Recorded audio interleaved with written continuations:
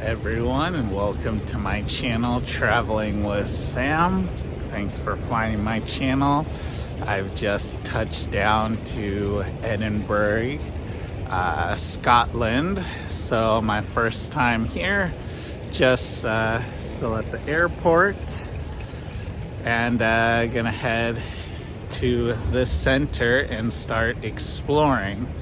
So thank you for your likes, for your comments, and for subscribing. And if you are ready, let's go. All right, I've checked in at the Frederick House Hotel.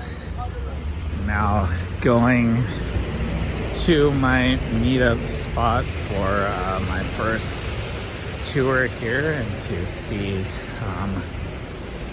what this city looks like. So let's go check it out. Just a couple minute walk from my place, and this is what I can see. So yeah, nice welcome to Scotland.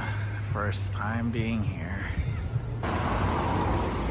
Very different from my previous stop in Norway.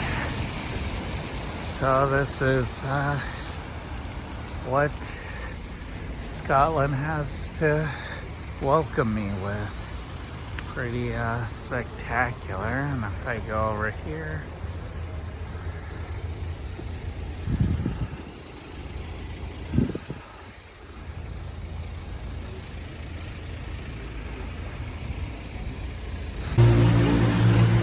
there's so much to look at. Just 10-15 minutes from where I'm staying, so really good location, and that's just by walking.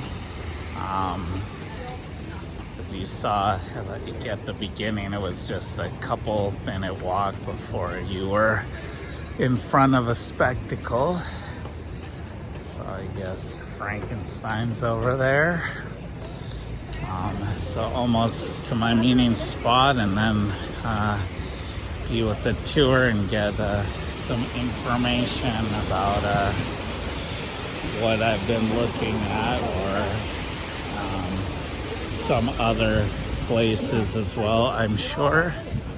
So almost there.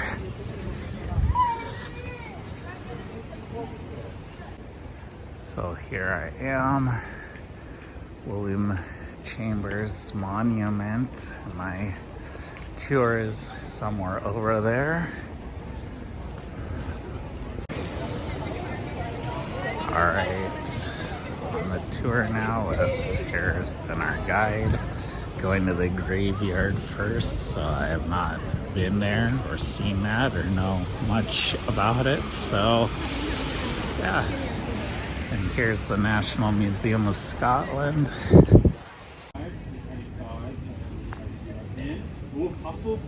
Okay, I'm also a Hufflepuff. Sometimes can be a little bit biased, but I'll try and do it. Cool.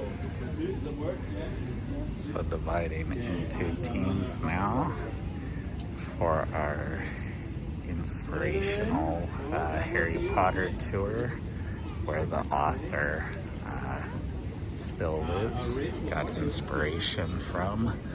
But they didn't film any here, but we will see where she got inspired.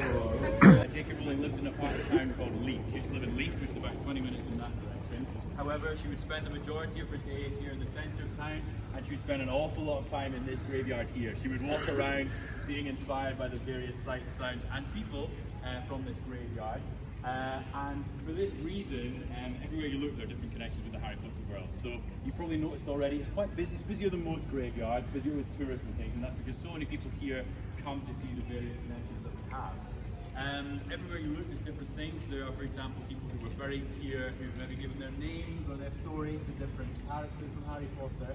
And it's probably quite easy to imagine today because it's a bit of a horrible day. And here is where she came up with a lot of these kind of darker scenes from the Harry Potter series. A lot of these darker scenes in the later series, when everything starts getting a bit more kind of scary and grim. She came up with them while she was walking around the graveyard here. Walking through the graveyard. Interesting.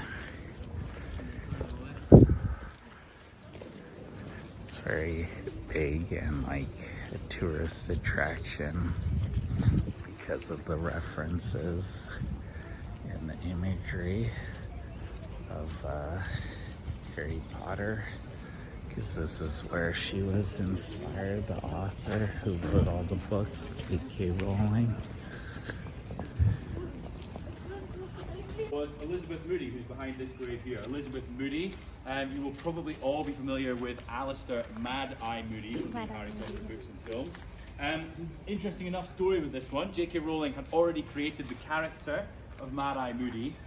She created this guy that she knew she wanted to have in the books, but she didn't have a name for him. And she was wandering around the graveyard here. She walked past this one and stopped and thought, actually, you know what? Moody suits him down to the ground. I'm going to steal that name for this character. Now you'll see here, Moody ends with an IE there. With Alistair Mad Eye Moody, she changed it a little bit. She changed the IE to a Y, so it's a slightly different spelling. I couldn't tell you for sure exactly why she did that. I suppose it might have something to do with the fact that the word Moody with a Y in English is like grumpy and kind of annoyed and stuff, so maybe it's something to do with that. But we don't know for sure, we're like guessing with that.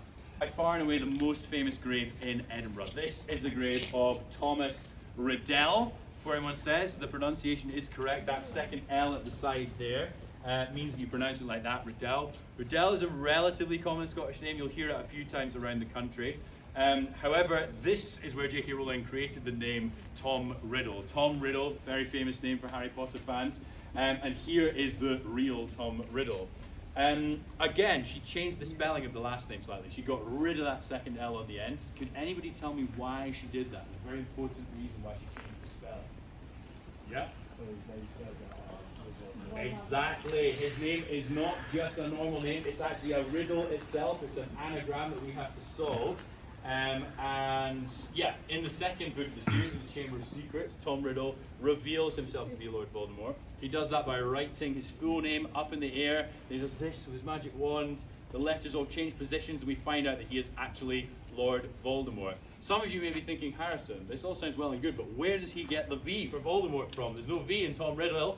Well, where does he get the V? From his middle name, Marvolo. From his middle name, Marvolo, exactly. So the character is called Tom Marvolo Riddle, and then he rearranges that and it spells out, I am Lord Voldemort. If you McGonagall, everyone will be familiar with Professor McGonagall, Minerva McGonagall, and this is a similar story to the one with Elizabeth Moody over there. J.K. Rowling had come up with the character, and she'd already chosen the name Minerva because Minerva is like the Roman goddess of wisdom and knowledge and things. So she wanted this knowledgeable character to have a name that showed that. And she walked past this grave and thought, actually, I'm going to call her Minerva McGonagall. That would be great. She quite likes kind of alliterative names a lot of the time, so that sounds good for her. And McGonagall was the perfect one. For a change, we know loads about this guy. He was really famous. He's one of the most famous people to be buried here. He was a poet and a tragedian who lived in the late 19th century, so in the 1800s he lived here. And he wrote poetry, as you might guess, and he wrote tragedies as well. But his own poetry was itself quite tragic. Not because he intended it to be tragic, but because he was really bad at it. He was really bad at it, and he became a serious celebrity here in Scotland because everyone thought he was the worst poet in the world. They thought he was terrible, but he became a real sensation. You know, I think nowadays he'd probably go viral on TikTok and stuff, but back then you had to actually go and watch him read his poetry, but he was hugely popular. People would go and watch him read stuff, and they would laugh at him. They would even sometimes throw rotten fruit like they do in cartoons and stuff. But it was a form of entertainment. Very interesting stuff. I'm not very good with remembering a bunch of names, but I know who they're talking about.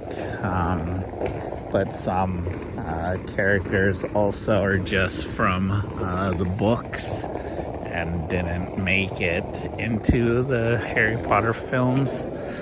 So we're making our way out of the graveyard now and heading to one of the universities.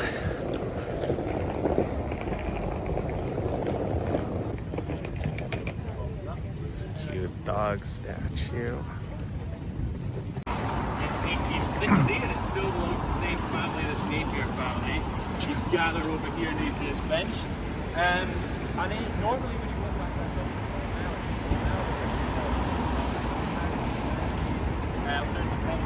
remedies and stuff. So it's quite a cool shop. J.K. Rowling used to go in there every week to buy different kind of remedies and stuff. Living here in the early 90s. And if you go inside, it's very, very similar to the descriptions of the herbology classroom and the herbology greenhouse as well. Obviously, the name herbalist is quite similar too. So it's key to the creation of that class. For those of us who don't know Harry Potter as well, herbology class is kind of like the biology. It's kind of where you learn about all the different plants and things. Can anyone remember the green building in the corner? There's a bit of scaffolding in front of it at the moment. That green building is a coffee shop called Black Medicine. Quite a nice coffee shop if you're looking for a hot chocolate after the tour. However, just above it, there is a grey building, a building painted grey. The grey building is nowadays a Chinese restaurant. However, in the 1990s, it was called the Nicholson Cafe. That is on Nicholson Street, called the Nicholson Cafe. And that is where J.K. Rowling wrote the majority of Harry Potter. She used to write in different coffee shops in town every single day, but primarily in that one there. That was her favourite place to write. She's discussed it a few times in different interviews and things. Has anyone heard before why she used to write in cafes and coffee shops? Anyone heard this before? Anyone got any ideas why she might have done that rather than just writing at home in her bedroom or whatever? So there were three big main reasons. The first reason had to do with money. At this time she was quite poor, and she said that she could barely afford to pay her heating costs in her flat, in her apartment in Leith. And she said it was actually cheaper to go there and buy a cappuccino or another coffee and then sit and write in the warmth all day there rather than pay her gas and electric bills at home.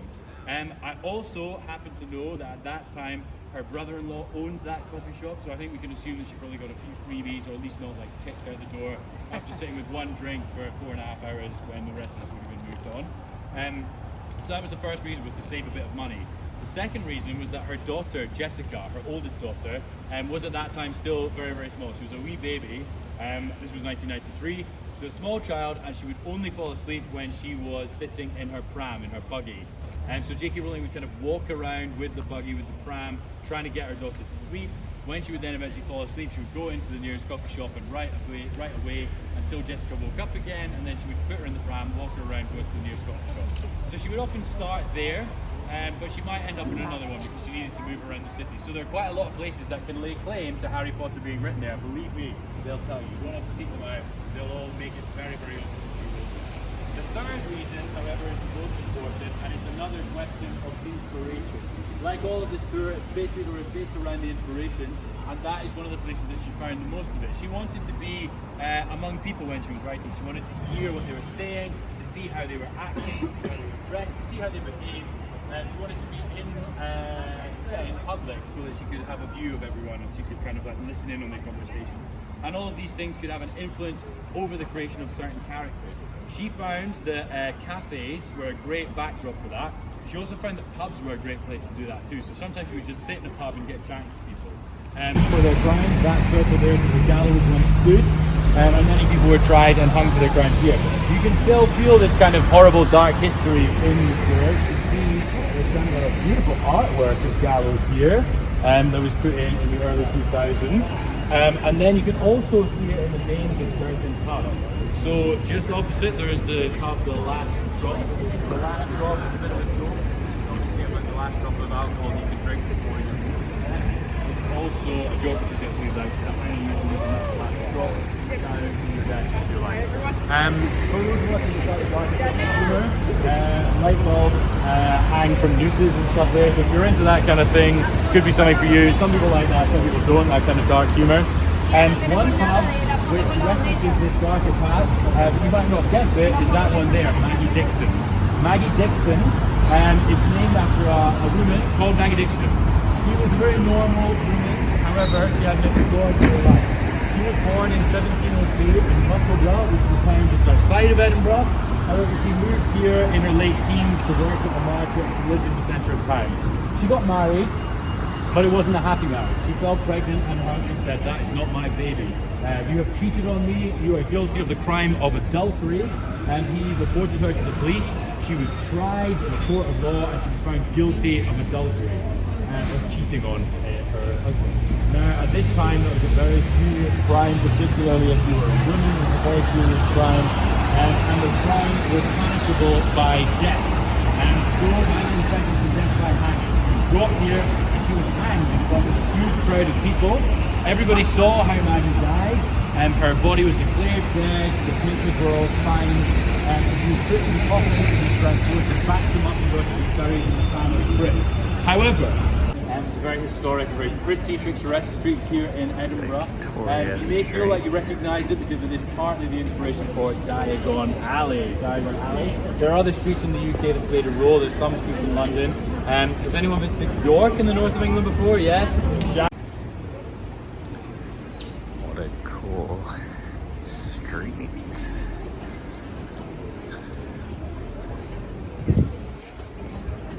Colorful as well.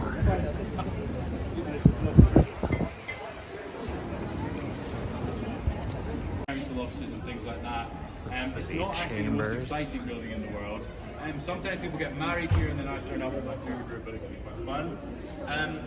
Obviously, you'll notice the name similarity between the City Chambers and the Chamber of Secrets, and that's not the only similarity between these two buildings. The main one is the fact that this building is on top of a kind of network of hidden streets and passages. Under our feet, you have not the vaults where you're going, they're in another underground bit. Those are underground cities in Edinburgh. But under here is a place called Real Mary King's Close. The entrance is just next door.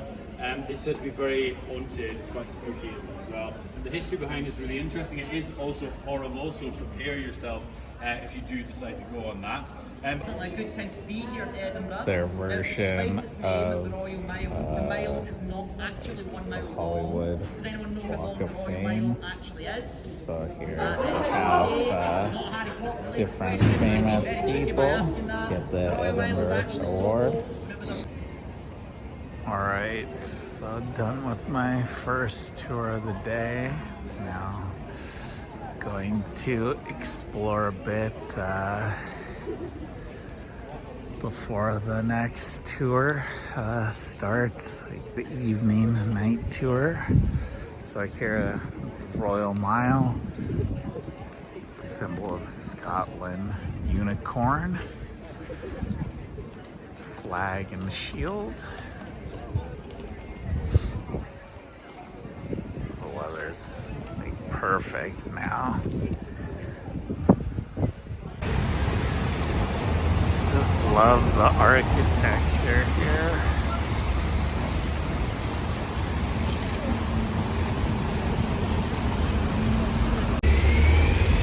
Alright, going to try my first Scottish food.